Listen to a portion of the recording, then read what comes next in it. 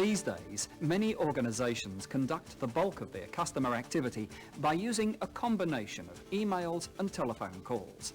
But it would not be unfair to say that the telephone is still the single most important business communication tool. Most organisations spend a great deal of time, money and resources creating a positive corporate image.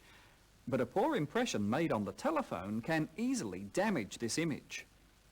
A courteous, professional manner when handling telephone calls will go a long way to enhance an organisation's image, as well as making it more effective and efficient.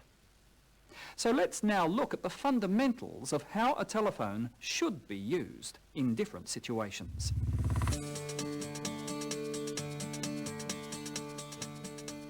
First impressions do count, and the first impression a caller gets of your organisation is when they hear the voice that answers the phone. There are 4 golden rules that apply when receiving an external call. First, whenever possible, you should answer the call within 2 or 3 rings. Second, use a warm, friendly voice to communicate with the caller. Every caller should be treated as important, not as an interruption to your work. Third, use the 4 basic courtesies. Start with a welcome comment, such as hello, good morning or good afternoon. Then state the name of your organisation and or which department you are from. Introduce yourself, and last but not least, offer your assistance. This example shows how. Good morning, Accounts Department. This is Gary. How may I help you? And finally, be courteous, sincere, and interested in the call. People can tell whether or not you are genuinely interested in what they have to say. So give the caller your full attention and use polite phrases in your dialogue, such as, How are you today? Thanks for the call. It's these little things that can help create a favourable impression with the caller.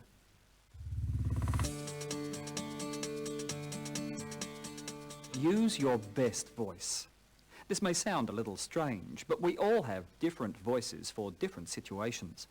For example, a voice we use to exert authority, or a voice we use to ask questions. Our telephone voice will vary depending on the situation, but we should consider the following 4 points. Put some energy into your voice. If you sound keen and enthusiastic, you are much more likely to create a positive impression. Ensure you speak clearly and pronounce your words properly. Take notice of the responses from your callers. Do they sometimes misunderstand you or ask you to repeat what you've said? Control the rate of your speech. Don't talk too fast or too slow. And remember to be especially careful to slow down when your caller is writing down information you're supplying. And finally, try to smile. Many of us have heard the expression, put a smile into your voice. Well, if you smile when you're talking on the phone, this will help to convey a warm, friendly voice. Try it. It's very difficult to sound unpleasant when you're smiling.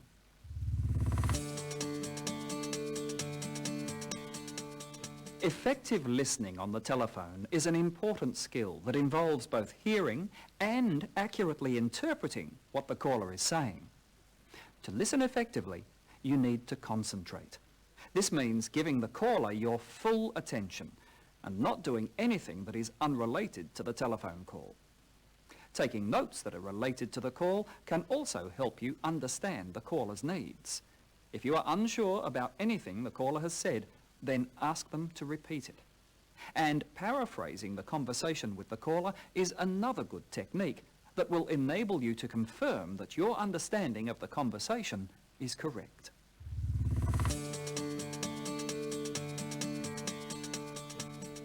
Even with all our best intentions on the telephone, there will be times when we need to deal with an angry or irate caller. The important thing to remember here is not to take the caller's comments or objections personally. If you stay positive and objective and don't get involved in the emotion of the event, you'll be one step closer to resolving an unpleasant situation. Let's look at one example and see how it is best handled. Good morning, Greg Gilby's phone. Kim speaking. How can I help you? I want to speak to the manager. I'm sorry, sir, Mr. Gilby's not here at the moment. I just answered the phone because I was in his office. Can I be of assistance? No, you can't. I want to speak to the manager now. This is not a pleasant experience for either person. But the way to handle this situation is to take control and offer solutions that the caller will have difficulty rejecting. Sir, I'm certain that Mr. Gilby would like to take your call, but he's at a meeting right now. If you could tell me what the problem is, I'll see if I can look after it myself. If not, I'll find an appropriate person to help you. Would that be all right? I suppose it'll have to be. Look, I arranged with Greg to have a sample sent over for an important presentation this afternoon. It still hasn't arrived. My clients are going to be here in less than an hour. I need it now. I understand your concern. If you hold for a moment, I'll talk to dispatch and I'll find out what's happened. Would that be all right? I suppose so. May I ask with whom I'm speaking? Dave Hayden from PHC. Very good, Mr. Hayden. If you hold for a moment, I'll find out what the problem is. Kim made her first correct move when she asserted that the manager was unavailable. She then took responsibility to solve the problem herself or find someone who could. Next, she empathised with the customer and legitimised his complaint. If service has not been rendered properly, it is important to acknowledge it in these types of situations. The next step is to take positive action to find a solution. Mr. Hayden, I spoke with Mr. Hoover from dispatch and he assured me that your sample is on its way. It was delayed because of a transportation problem, but it has been rectified, and he assured me that it will be at your office within minutes. Oh, I certainly hope so. I'll keep checking with the dispatch to ensure that it arrives, and I'll let Mr. Gilby know you called. Will that be okay? That'll be fine.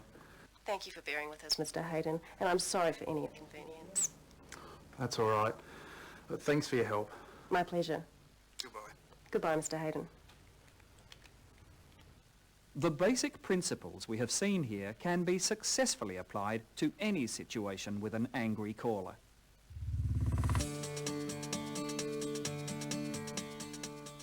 Just like receiving a call, there are some basic guidelines that you should follow whenever you make a call. Be prepared. Be clear about the purpose of your call and know what you're going to say. If necessary, jot down some notes listing the points you want covered during your call. Make contact and greet the person. Introduce yourself and the organisation you represent. Clearly state the purpose of the call.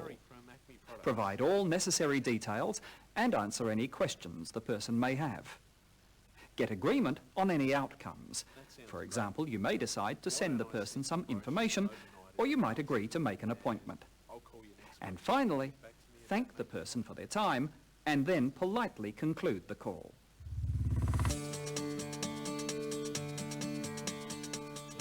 Regardless of whether you have made the call or received the call, it is important to finish all conversations in a professional manner.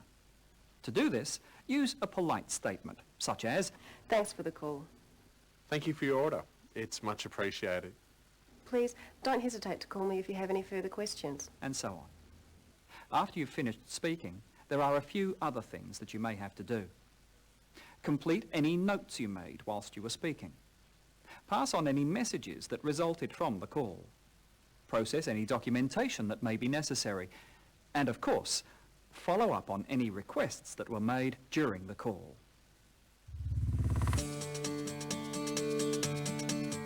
Everyone gets into the situation where they receive a call but they are unable to deal with it straight away.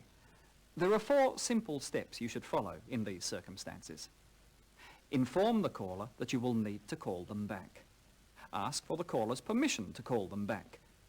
Make a commitment and a time to call them back. And most importantly, call them back when you said you would. This example shows how. I'll need to call you back on that last point, Mr. Gibson. Will that be okay? All right, I'll be back to you by the end of the day. Mr. Gibson, I have that information as promised.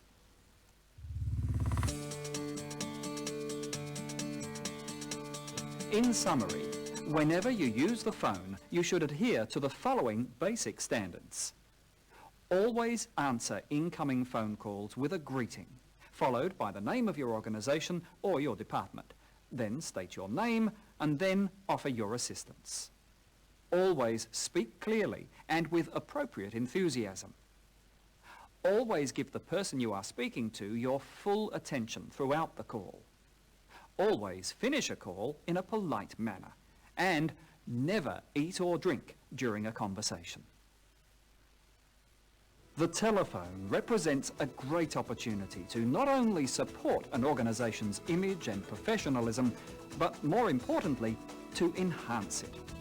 The fundamentals that we have looked at here should not be underestimated.